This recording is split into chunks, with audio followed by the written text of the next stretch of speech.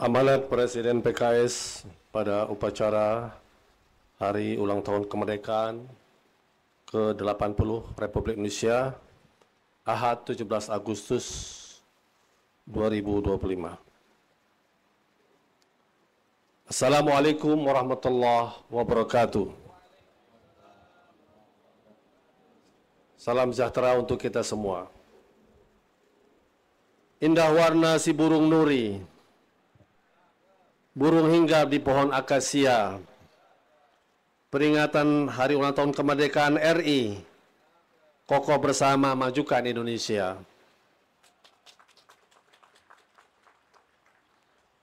Pada yang kami hormati, Ketua Majelis Syura PKS Haji Muhammad Sohibul Iman PhD, para anggota Dewan Pimpinan Tingkat Pusat PKS, pimpinan pengurus PKS di tingkat DPP, DPW, DPC, dan DPRA di seluruh Indonesia yang menyaksikan, para pejabat publik PKS, baik di legislatif maupun eksekutif, di pusat hingga daerah di seluruh Indonesia, ketua dan anggota Dewan Pakar PKS, keluarga besar Partai Keadilan Sejahtera di seluruh Indonesia di berbagai belahan dunia, saudara-saudara sebangsa dan setanah air.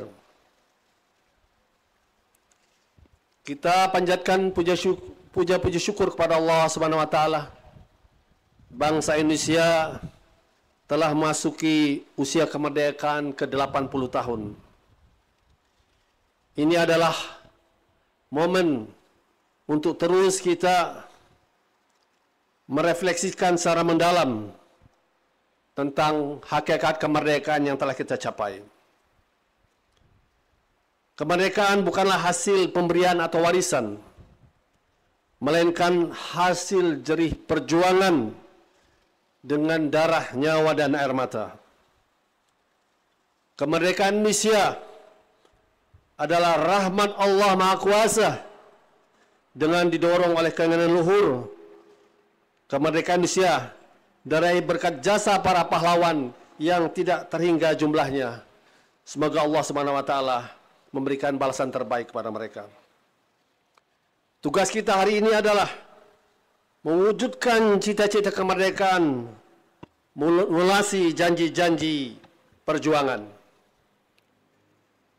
Keluarga besar PKS, saudara sebangsa dan setanah air, salah satu janji kemerdekaan yang kita tuangkan dalam pembukaan Undang-Undang Dasar adalah penentangan terhadap segala bentuk penjajahan di atas dunia karena tidak sesuai dengan peri kemanusiaan dan peri keadilan.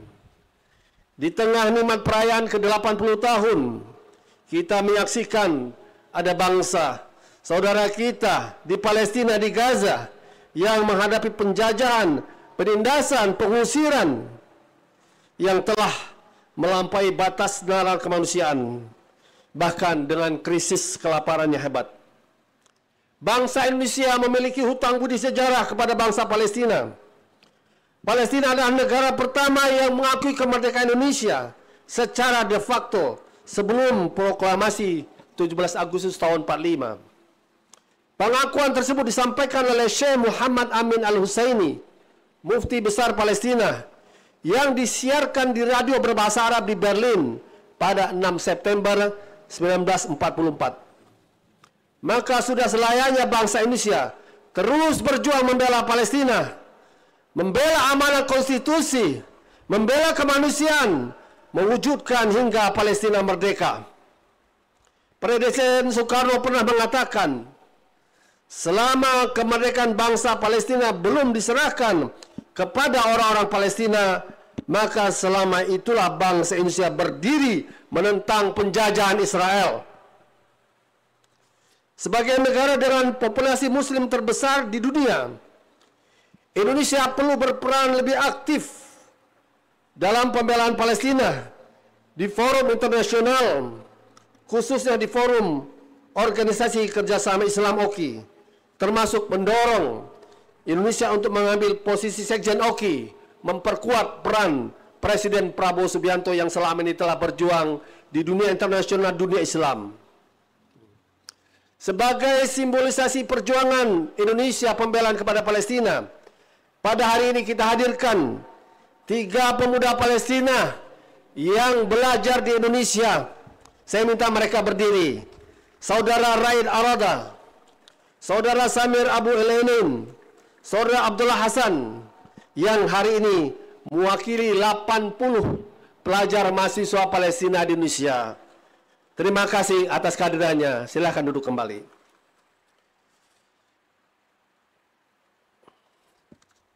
Keluarga besar PKS, saudara sebangsa dan setanah air, semangat kepahlawanan harus terus diwariskan. Siapa saja dapat menjadi pahlawan era kini, menjadi pahlawan dengan karya nyata, berprestasi mengharumkan bangsa dan negara, berjuang demi penghidupan keluarga. Anak-anak Indonesia, Timnas sepak bola U17 pada April 2025 telah mengharumkan bangsa Indonesia dengan lolos Piala Dunia U17 di Qatar 2025. Ananda Putri Aryani yang sempat mengisi acara Milad PKS 2023 telah mendapatkan Golden Buzzer dalam ajang American Got Talent 2023. Bahkan kepahlawanan itu dapat lahir dari seluruh rumah-rumah kita. Mereka anak yatim yang membesarkan adik-adiknya. Mereka single parent yang menghidupkan anak-anaknya. Mereka kaum fukara masakin menghidupkan keluarganya. Semua adalah pahlawan di rumah tangga. Semua adalah pahlawan Indonesia. Termasuk para kader-kader PKS yang tak kenal lelah, terus melayani masyarakat, sigap membantu saat bencana terjadi.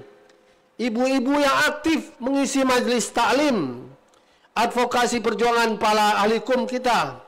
Semua bentuk perjuangan yang tidak dicatat oleh sejarah selalu dicatat oleh Allah Subhanahu wa taala. Keluarga besar PKS, saudara sebangsa dan setanah air, menuju visi besar mewujudkan Indonesia Emas 2045, tepat 1 abad Indonesia merdeka. Kuncinya terletak pada pendidikan dan kaderisasi anak bangsa. Era reformasi telah menyumbangkan 1 pasal terbaik untuk SDM Indonesia, pasal 31 ayat 3 Undang-Undang Dasar 45, yang berbunyi, pemerintah mengusahakan dan menyelenggarakan satu sistem pendidikan nasional yang meningkatkan keimanan dan ketakwaan serta akhlak mulia dalam rangka mencerdaskan kehidupan bangsa yang diatur dengan undang-undang. PKS adalah partai kader. Visi kaderi PKS, visi kaderisasi PKS 100% sejalan dengan visi Undang-Undang Dasar Negara Republik Indonesia tahun 1945 pasal 31 ayat 3. Oleh karena itu, PKS dengan seluruh kadernya tidak terkecuali dari pusat hingga daerah siap memberikan kontribusi terbaik menghadirkan kader-kader warga negara Indonesia yang terbaik. Oleh karenanya di internal PKS berdasarkan spirit pasal 313 kita memunculkan program K2P2, yaitu K2 upgrading tiada henti, kader dan kaderisasi, serta P2 yaitu optimalisasi pelayanan publik, yang buahnya juga P2 pemenangan pemilu. Keluarga besar PKS, saudara sebangsa dan setanah air, Presiden Republik Indonesia Bapak Prabowo Subianto telah menyampaikan dalam pidato kenegaraan di MPR RI pada 15 Agustus yang lalu, yang PKS memberikan apresiasi. Beliau berani mengakui dan mengungkap permasalahan kekurangan bangsa untuk kita selesaikan bersama-sama, tidak untuk ditutup-tutupi. PKS sangat sependapat bahwa berawal dari mengakui insya Allah kita akan mau memperbaiki. Fokus bukan pada permasalahan, melainkan kita semua berikhtiar menjadi solusi terhadap persoalan bangsa. Ada beberapa isu besar yang telah disebutkan oleh Presiden Prabowo. PKS perlu memberikan respon terhadap isu-isu tersebut. Pertama, korupsi sebagai masalah besar bangsa. PKS mendukung penuh upaya Presiden untuk pemberantasan korupsi, membongkar kasus-kasus besar, membersihkan Indonesia, dan menyelamatkan dana negara untuk kepentingan masyarakat. PKS mengapresiasi keberhasilan pemerintah telah menyelamatkan 300 triliun uang APBN. Visi Presiden Prabowo tentang pemberantasan korupsi harus disambut dan dijawab dengan komitmen para legislator di DPR untuk mendukung penuh pengesahan RUU perampasan aset. Untuk itu, seluruh legislator PKS di pusat siap mendukung penuntasan RUU perampasan aset. Kedua, penghapusan Tantim Komisaris dan Direksi BUMN. Ini adalah langkah nyata yang disampaikan oleh Presiden Prabowo pada pidato yang lalu dan diperkuat oleh Wakil Ketua DPR RI Pak Sufmi Dasko dengan penyelamatan Tantim, penghapusan Tantim kepada Komisaris dan Direksi BUMN. Kita akan menghemat 18 triliun untuk kepentingan bangsa dan negara yang lebih luas. PKS berpendapat sikap tegas Presiden Prabowo harus diikuti dengan memperbaiki kinerja BUMN, dengan mengembalikan peran BUMN sebagai lokomotif pertumbuhan ekonomi nasional. Ketiga, kedaulatan ekonomi pasal 33 Undang-Undang Dasar. Pasal 33 menjadi pasal pengaman, benteng pertahanan, dan kedaulatan ekonomi bangsa. Seluruh cabang produksi penting serta kekayaan alam dikuasai oleh negara dipergunakan untuk sebesar-besar kemakmuran rakyat, bukan justru dikuasai dan dimanfaatkan oleh segelintir pihak, sementara sebagian besar rakyat terpinggirkan. Presiden Prabowo dalam pidatonya menyatakan akan menertibkan tambang-tambang ilegal yang jumlahnya fantastis sebanyak 1.063 tambang yang telah merugikan 300 triliun rupiah. Data Walhi, Wahana Lingkungan Hidup, menyebutkan 47 perusahaan yang bergerak di bidang kelapa sawit skala besar, pertambangan, kehutanan, pembangkit listrik, penyedia air bersih, dan pariwisata diduga kuat terlibat dalam kejahatan lingkungan, sumber daya alam dengan korupsi. Kerugian negara ditaksir 437 triliun. Bahkan Badan Pengawas Keuangan dan Pembangunan atau BPKP menyebut 300.000 hektar lahan tambang ilegal potensi merugikan 700 triliun rupiah. Presiden Prabowo menunjukkan ketegasan dan keberanian dalam pernyataannya dalam pidato di MPR 2 hari lalu bahwa jika ada orang-orang besar dan kuat, termasuk jenderal-jenderal atau mantan jenderal, tidak ada alasan akan tetap menindak demi kepentingan bangsa dan negara. Selain tambang ilegal yang mengancam kedaulatan ekonomi, Presiden Prabowo menyebutkan satu istilah yang menyadarkan kita semua apa yang telah terjadi, yaitu serakah nomics, melakukan praktik-praktik curang, memanipulasi harga, menyebabkan kelangkaan barang kebutuhan pokok, merugikan keuangan negara. Termasuk realitas terjadi kebocoran keuangan negara yang skala besar ke luar negeri, net outflow of national wealth, jika dibiarkan Indonesia berpotensi menjadi negara gagal. PKS menyatakan siap memberi dukungan penuh kepada Presiden Prabowo Subianto untuk mengawal implementasi pasal 33 Undang-Undang Dasar demi perlindungan terhadap kelestarian lingkungan, penyelamatan kekayaan negara. Keempat, dukungan untuk sektor pertanian. PKS mendukung komitmen Presiden Prabowo untuk memajukan sektor pertanian dengan memotong birokrasi penyaluran pupuk, langsung menyalurkan pupuk dari pabrik ke petani-petani, dan memberi bantuan alat pertanian kepada para petani.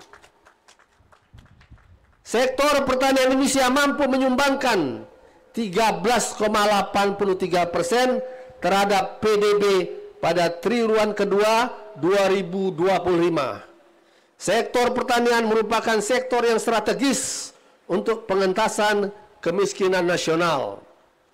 Hal lain yang tidak kalah penting, bahwa anggaran pertanian saat ini tidak sampai 5% dalam APBN, atau sekitar 50 triliun untuk pertanian, perikanan, kehutanan, baru 0,18% dari APBN.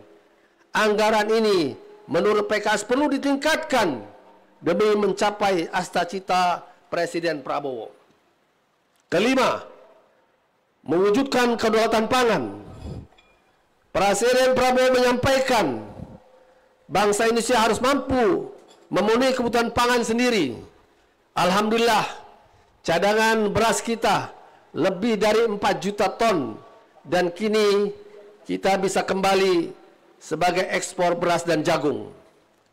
PKS memandang stok pangan nasional yang melimpah saat ini perlu terus dipertahankan dengan menjaga white food atau pangan putih berupa beras dan jagung, serta menguatkan orientasi blue food, pangan biru berupa ikan dan produk perikanan sebagai upaya mewujudkan SDM unggul Indonesia Emas 2045.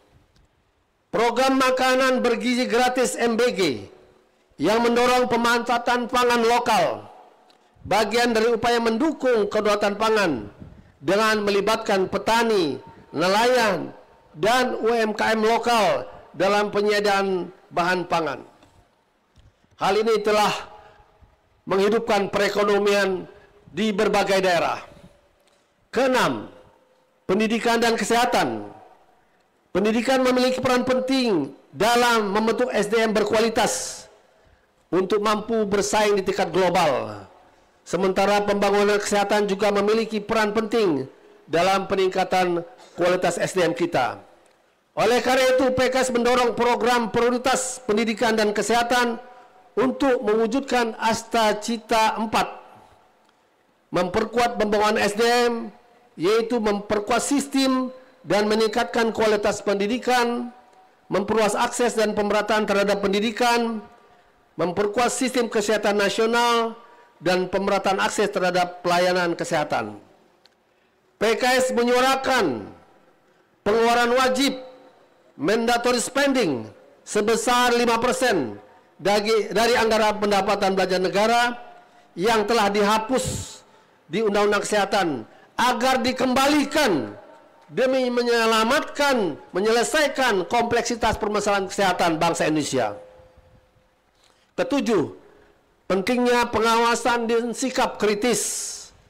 Presiden Prabowo menyampaikan dalam pidatonya 2 hari lalu bahwa pemerintah membutuhkan koreksi, pengawasan yang kritis, konstruktif, bahkan meminta anggota koalisi untuk berani mengawasi dan mengoreksi. Hal tersebut sejalan dengan sikap PKS. Bahkan kami sampaikan, Ketua Majelis Syuro menyampaikan dalam pertemuan dengan Pak Prabowo ketika diundang di istana bahwa PKS akan terus menjadi koalisi yang kritis, konstruktif demi menghidupkan check and balances, meluruskan berbagai hal yang menyimpang, mendukung hal-hal yang baik yang telah dijalankan oleh pemerintah. Karena kesuksesan program Pak Presiden Prabowo adalah kebahagiaan 280 juta rakyat Indonesia. Untuk itulah kita bersikap kritis konstruktif terhadap perjalanan pemerintahan di pusat maupun daerah. Keluarga besar PKS, saudara-saudara sebangsa dan setanah air, menjelang peringatan HUT ke-80, hari-hari ini, mata dan perhatian kita dan unggahan di berbagai media menyoroti persoalan kedaulatan yang berada di tangan rakyat. Kasus pemerintahan Kabupaten Pati yang menaikkan pajak bumi bangunan sebesar 250%. Sungguh pelajaran yang berharga bagaimana pejabat publik tidak boleh membuat kebijakan yang semena-mena. Pesan ini kami ulangi untuk seluruh pejabat publik PKS, eksekutif khususnya, legislatif secara umumnya, kepala daerah, wakil kepala daerah PKS, untuk betul-betul memperhatikan aspirasi masyarakat dan tidak membuat keputusan yang gegabah yang mensenyarakan masyarakat karena arogansi kekuasaan. Keluarga besar PKS, saudara sebangsa setanah air, di ujung amanat ini saya kembali berpesan untuk mengingatkan kita semua menjalankan 5 rumah perjuangan kita. Rumah tangga kita, rumah ibadah, rumah Allah yang kita hidupkan, rumah PKS tempat kita berjuang, rumah kebangsaan seluruh bangsa Indonesia, dan rumah kemanusiaan untuk kita berperan di tingkat internasional. Semoga Allah menjadikan PKS menjadi solusi bagi bangsa ini. Demikian amanat yang dapat saya sampaikan pada Dirgahayu 80 tahun Republik Indonesia mencapai kemerdekaannya, bersatu, berdaulat, rakyat Indonesia maju. Allahu Akbar, merdeka. Assalamualaikum warahmatullahi wabarakatuh.